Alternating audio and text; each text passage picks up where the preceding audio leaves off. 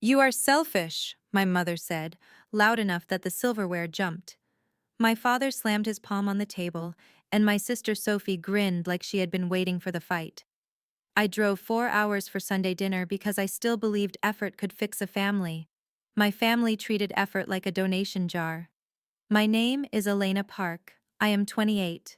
Sophie is 26, the golden child with a perfect smile and a talent for turning other people's budgets into confetti. The argument started over salad. Sophie pointed her fork at me. You are coming to the wedding, right? Not just attending. Supporting. My mother leaned forward. Supporting means paying what we cannot. Your father and I are stretched. Your sister deserves the day she planned. Sophie said it like a joke. The shortfall is 60,000. You work in finance. I do, but at Ravelight Capital I run risk strategy, which means I read the fine print before it bites. I dress plain, drive an old hatchback, and keep my money quiet. I set my fork down. I will not pay 60,000 for a wedding.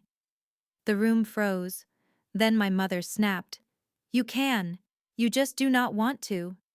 Sophie pouted on cue. It is my one day. You would rather hoard money than help family. I laughed once. I would rather not be treated like an emergency credit card. My father pointed at me. You promised to help. Your words. Sophie unlocked her phone and read from a group chat message I sent months ago. Happy to help where I can with planning. Let me know tasks. My mother tapped the table as if it was evidence. There. You offered. You cannot back out. That is not a contract, I said. That is a sentence. Sophie stood up, chair scraping. Fine. Then we do it the adult way. I left before dessert. In the driveway, my mother followed me, finger raised. If you ruin this for your sister, do not expect to be welcome again. If you only welcome me when I pay, I said, then I have never been welcome. 2 days later, a thick envelope arrived. Gold seal. Heavy paper. It was a notice to appear at Willow Crest Arbitration Services for mediation about familial contribution. Attached was a formatted pledge agreement with my name, address, and a digital signature that was not mine. Contribution amount, $60,000. Deadline, 48 hours. My phone buzzed. A text from Sophie. Do not make this ugly, just sign. I stared at that message and felt the last warm part of me click off. My family was not asking. They were shaking me down. So I did what I do at work. I opened my laptop and built a case file. Folder name. Sunday dinner. Inside, screenshots of the group chat, the arbitration notice, the forged pledge, and the text message. I saved the metadata too, because lies always forget the timestamps. Then I called the one person who never asked me to shrink. Asha Lin answered on the first ring. She is my partner and a civil attorney with a fondness for bullies meeting facts. Elena, she said, you sound calm. That usually means somebody is about to regret a decision. I said, come home, we have a wedding to audit. Asha came home with her courtroom blazer still on and her hair pinned like she had been arguing with gravity all day. I handed her the forged pledge. Her eyes narrowed. This is forgery with a ribbon, she said. I told her about Sunday dinner, the 60,000, and how my parents twisted my old group chat message into a debt. Asha opened the Willow Crest notice, scanned the fine print, and snorted. Mediation is voluntary, no court filing, no docket. Your sister rented a stage. My phone buzzed. Sophie again. If you refuse, we will tell everyone what you really make. You will look greedy. Asha smiled without warmth. That is blackmail in writing. How convenient. She dictated while I typed. A notice to Willow Crest disputing identity and requesting cancellation. A demand to the listed law office for original signature verification. A message to Sophie. Do not contact me except through counsel. Then Asha said, we still go. Why, I asked. Because bullies love an empty room, she said. We are going to take their microphone. At Willow Crest the next afternoon, my parents sat stiff on a couch. Sophie sat between them, dressed like a magazine ad for innocence. Two lawyers waited by a table stacked with folders. Sophie stood with open arms. Elena, finally. Let us be adults. Asha stepped in front of me. We are adults. That is why we brought evidence. The lead lawyer, Grant Mercer, introduced himself and called the pledge a binding familial contribution. Asha asked one question. Did you draft it? Grant hesitated. We formatted an agreement provided by our client. Asha held up my phone. This signature is not hers. This is identity fraud. My mother scoffed. Do not be dramatic. Asha looked at her like she was a typo. Drama is fireworks. This is a crime. Sophie tried to laugh. Elena offered to help. She is backing out. I just want fairness. Asha slid a folder across the table. Group chat message, arbitration notice, text threat, and a simple forensic summary showing the signature image was lifted from an old mortgage file and pasted onto the pledge. Grant blinked. Forensic. Asha nodded. Your office should try caution sometime. My father stood. We are not criminals. Asha said. Somebody forged her name. Sophie snapped. I did not forge anything. Asha slid one more page forward. File metadata. The pledge was created on a laptop registered to Sophie. The same device emailed the notice to herself for forwarding. The room went silent in a way that felt expensive. My mother turned to Sophie. What did you do? Sophie swallowed, then went hard. I did what I had to. You all promised me a perfect wedding. Asha turned to Grant.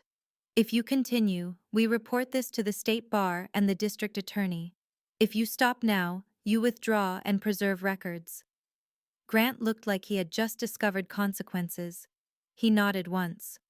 We will withdraw. Sophie reached for my arm. Elena, do not do this. You will ruin me. I stepped back. You tried to ruin me first. As we walked out, Asha whispered, now comes the fun part. I asked what she meant. Asha tapped my evidence folder. We do not just survive. We make the person who started this pay for the mess. At work the next day, I sat through a meeting about data integrity. All I could think was that my family failed the same test. If you cannot prove the signature, you do not get the money. Asha and I started with cleanup. We confirmed in writing that Willow Crest had no authority to bind me. Asha filed an identity fraud report, not for drama, but for paper trail. Bullies fear paperwork more than anger. That evening, my father called, exhausted and offended. Elena, you embarrassed your mother, he said. Sophie is crying. This could have been private. I said, it could have been private until Sophie forged my name and hired lawyers. He tried. She was desperate. I asked one question. Did you know she forged it? The silence answered. After the call, Asha showed me what she had found. Sophie was bragging about vendors, but she was also collecting deposits through a payment processor account under her brand name, Velvet Vow Studio. The guarantor name on the escrow account was mine. She is using you as collateral, Asha said. That is why she wanted the pledge, I said. A story to match the fraud. So we used my work language, the kind that sounds polite while it closes doors. We wrote a due diligence notice and sent it to the venue and key vendors. Simple facts. There is an active identity fraud report involving my name, and any contract relying on my guarantee is invalid. Please confirm whether my name was used as proof of funds. No insults, no threats, just questions. The replies came fast. Glassmere Conservatory emailed first. We were told you were the guarantor. If that is incorrect, we need immediate payment in full or we release the date. Then the caterer. Then the florist. Same shape, different letterhead. Pay now or lose the booking. Sophie called at 10:12 p.m. I did not answer. Her voicemail sounded like rage trying to wear perfume. You are sabotaging me. Call them back and fix it. I texted one line. Stop using my name. She replied in all caps. You are ruining my life. Asha leaned over my shoulder. She is ruining her own life. You are just removing the mask. The next morning, my bank sent a credit inquiry alert. Somebody had applied for a personal loan in my name at a branch across town. Asha smiled, calm as a judge. She is escalating. Good. Now we can end this cleanly. We went to the bank with identification and my evidence folder. The fraud manager, Priya Shah, pulled up the application. The signature block matched the forged pledge. The phone number and email were not mine. Priya asked, Do you want to proceed as a sting? Asha said, Yes. Approve it conditionally. Require in-person verification. I felt my pulse jump. Are we really doing this? Asha said, Your sister wanted adults. Adults use procedures. Priya scheduled the verification appointment for Friday at noon and flagged the account for law enforcement contact if the applicant appeared. When we walked out, my phone buzzed with a cheerful calendar invite from Sophie. Subject: Family Peace Lunch. Location: my favorite cafe. Time: Friday, 12:30. I showed Asha. Asha laughed. She thinks she is meeting you for a guilt sandwich. I said, She is meeting the consequences instead. Friday was going to be a very educational day. Friday arrived like it had teeth. At 11:50, Asha and I sat with Priya Shah from the bank fraud team. On the desk were two printouts, the loan application and the forged pledge, both bearing the same fake signature. At 12:04, Priya got a call. The applicant is here. She turned the lobby camera feed toward us. Sophie walked in wearing oversized sunglasses and a grin. She handed the teller a folder and a driver's license. It was my license. I felt my stomach drop. I had never lost it, which meant she took it. Priya said, We will verify identity in a private office. On the camera, Sophie followed Priya inside. The questions started. Name, address, date of birth. Sophie answered smoothly, like she had practiced in a mirror. Then Priya asked for the secondary code sent to the phone on the application. Sophie blinked. My phone is dead, Priya replied. Then we reschedule. Sophie leaned forward. I am in a rush. Process it. I have a wedding. Priya slid the papers back. We cannot. Sophie stood, chair scraping. This is ridiculous. Priya stepped to the door and opened it. Two security staff waited. Priya said, Ms. Park, your identity does not match the application. We are documenting an attempted fraud. Sophie snapped. I am Elena. Asha walked in, calm, holding my real passport. No, she said. This is Elena. Sophie stared at me like I had changed species. You did this. I said, You did this. I just stopped it. An officer arrived, took statements, and photographed the documents. Sophie tried to cry, then switched to anger when nobody flinched.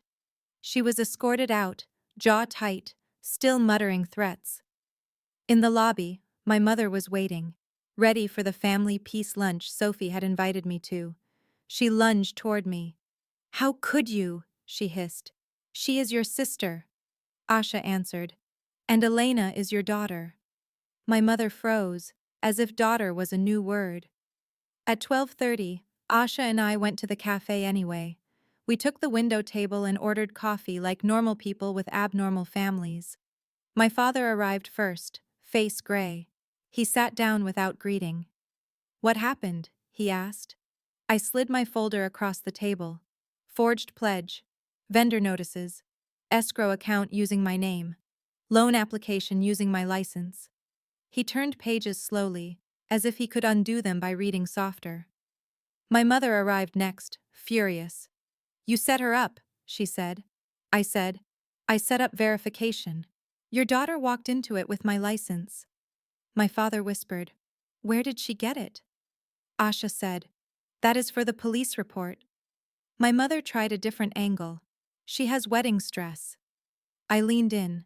Stress does not forge signatures. Then I gave them terms, clear enough to frame. You withdraw the money demand. You stop telling people I promised anything. You pay back what you put on your credit for this wedding. You stop using my name on any account, any contract, any application. If Sophie contacts me, it goes through counsel. If you smear me online, we respond with receipts. My father stared at me. Are you threatening us? I smiled. No, I am informing you. Outside, my phone buzzed with a new message from Sophie. It was one line. You are dead to me. Asha glanced at it and said, finally, something true. The week after Friday, my family tried their oldest magic trick. Pretend nothing happened, and hope I felt guilty enough to pay anyway. On Monday, my aunt called to ask why I was being cruel to Sophie. On Tuesday, a cousin texted a screenshot of a post Sophie made online about betrayal and broken promises. Asha asked if I wanted to respond. I said, not emotionally, only strategically. So we wrote one message to the family group thread. Short, polite, and heavy. I do not fund Sophie's wedding. There was a forged pledge using my signature, an attempted loan application using my identification, and vendor contracts listing my name as guarantor without consent. If you need details, ask Asha Lin, counsel for Elena Park. We attached 3 redacted exhibits: the forged pledge, the bank fraud case number, and a vendor email confirming my name was used. No commentary, just receipts. The silence was immediate. Within days, the venue demanded payment in full, or it would release the date. Vendors followed. Sophie's perfect day began collapsing under the weight of reality. My parents called that night, together. My father sounded tired. We cannot cover the deposits. We are in debt. My mother tried to soften it. Sophie said you would fix it. She said you always cave. I said, I will not fix her, but I will help you stop the bleeding if you stop handing her the knife. They came over the next day. Asha placed a simple plan on the table: a budget triage, a repayment schedule, a freeze on new credit, and one boundary in writing. No new loans for Sophie, no accounts in my name, no guilt calls. My parents stared at the paper like it was a foreign language. My father finally said, we created this. I nodded. Yes. The wedding became smaller. A courthouse ceremony and a restaurant room. Sophie posted photos anyway, filtered into luxury, as if a lens could pay a bill. She did not speak to me, which was a gift she meant as punishment. A month later, an envelope arrived with my license inside and a note in my father's handwriting. Found this in Sophie drawer. We are sorry. Asha read it, then put it in my evidence folder. Closure belongs with the records. The last message from Sophie was a voicemail. You think you won? I listened once, then deleted it. Winning was never the point. Clean air was. On a clear Saturday, Asha and I walked by the river. The city was loud, but my head was quiet. Asha nudged me. Any regrets? I thought about the dinner table, the forged pledge, the bank office, and the moment my family finally looked at facts instead of fantasies. I said, 1. I wish I had stopped auditioning for their approval sooner. Asha smiled. You stopped. That is what matters. And for the first time, I felt rich in a way Sophie could not steal. Some families pass down heirlooms. Mine passed down entitlement. I documented it, filed it, and closed the account.